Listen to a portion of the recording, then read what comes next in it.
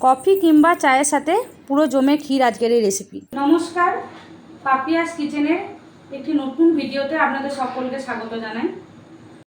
আজকের এই রেসিপি বানাতে চলুন কি কি লাগছে আপনাদের বলে দিই। একটা প্যান বসিয়ে দিয়েছি, তার মধ্যে 1 বাটি জল দিয়ে দিয়েছি, আর তার মধ্যে 1 চামচের মতো চিলি ফ্লেক্স, কিছুটা পরিমাণে হলুদ, 1 চামচের মতো নুন, আর যে বাটিতে 1 বাটি জল দিয়েছি তার অর্ধেক বাটি সুজি। ব্যাস এইভাবে একটু একটু করে দিয়ে মেশাতে থাকবো, একবারে কিন্তু দিয়ে দেবো না, তাহলে কিন্তু দলা পাকিয়ে যেতে পারে।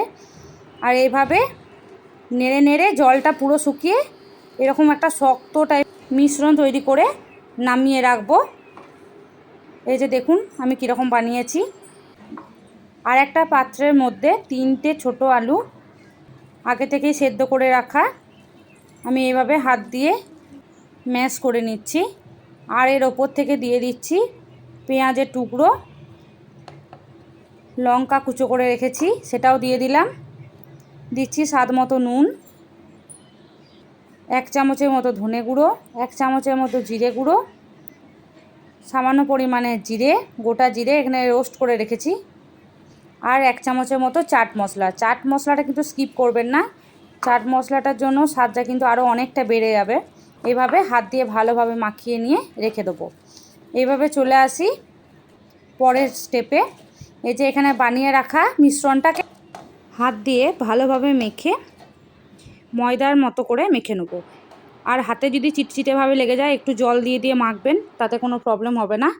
আর এই যে এভাবে লই কেটে নিতে হবে, একটু তেল দিয়ে নেবেন, তাহলে দেখবেন লইগুলো খুব সুন্দরভাবে হয়ে গোল গোল হয়ে যাচ্ছে। এইভাবে একটা বাটি শেপ দিয়ে তৈরি করে রাখা আলুর পুরটা আমি এর মধ্যে ভালোভাবে দিয়ে দেবো। আপনারা চামচের মাপ করেও দিতে পারেন। এইভাবে ভালোভাবে ঠেসে ঠেসে পুরটা দিয়ে দেবো, যেন ভিতরে যখন খাওয়া হবে তখন যেন পুরটা মুখে পড়ে। এইভাবে দিয়ে হাত দিয়ে চেপে চেপে মুখটা লক করে দেবো, যাতে বাইরে পুরটা বেরিয়ে না আসে। এইভাবে সবগুলোই পুর ভরে গোল করে নেবো। এখানে আমার 4টের মতো হয়েছে। আমি অল্প করেই বানিয়েছি, বাচ্চাদের টিফিনই হোক কিংবা বড়দের জলখাবার সন্ধ্যের স্ন্যাক্স হোক, পুরো কিন্তু জমে যাবে। এইভাবে একবার ট্রাই করে দেখুন।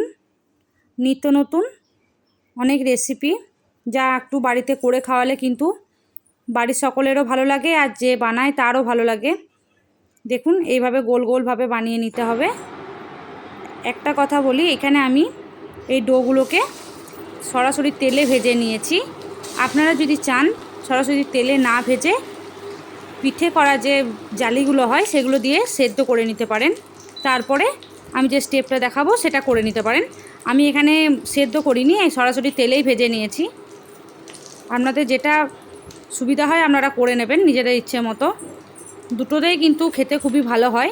এই যে লাল লাল করে ভেজে তুলে নিচ্ছি। প্রথমে কিন্তু আঁচটা একেবারে কমিয়ে রাখবেন, নাহলে কিন্তু ওপরটা একেবারে পোড়া পোড়া হয়ে যাবে আর ভিতরটা সেদ্ধ হবে না। আর এইদিকে আবার একটা প্যান বসিয়ে দিয়েছি, এর মধ্যে সরষের তেল, গোটা জিরে, গোটা সরষে, 1 চামচের মতো সরষে, একটা শুকনো লঙ্কা, কিছু কারি পাতা দিয়ে, আর এর মধ্যে হলুদ আর একটু কাশ্মীরি লঙ্কা গুঁড়ো দিয়ে একটু নেড়ে নিয়ে তৈরি করে রাখা স্ন্যাক্সগুলো এর মধ্যে দিয়ে দিচ্ছি। ব্যাস আর কিছুই না, এবারে খেয়ে দেখার পালা যে কেমন হয়েছে। সকলকে অসংখ্য ধন্যবাদ।